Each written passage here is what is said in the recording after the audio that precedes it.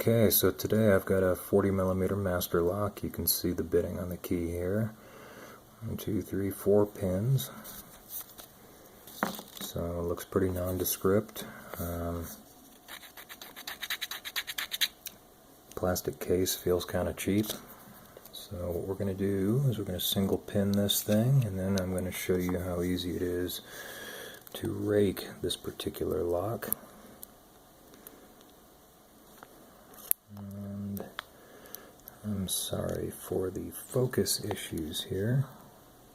My phone does not like this type of work.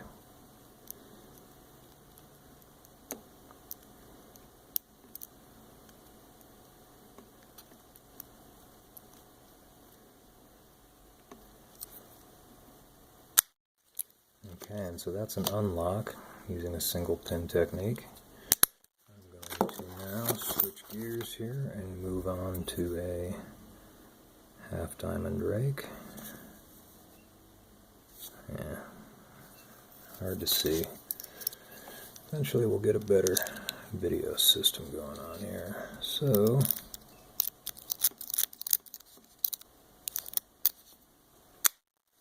and again, we're already open.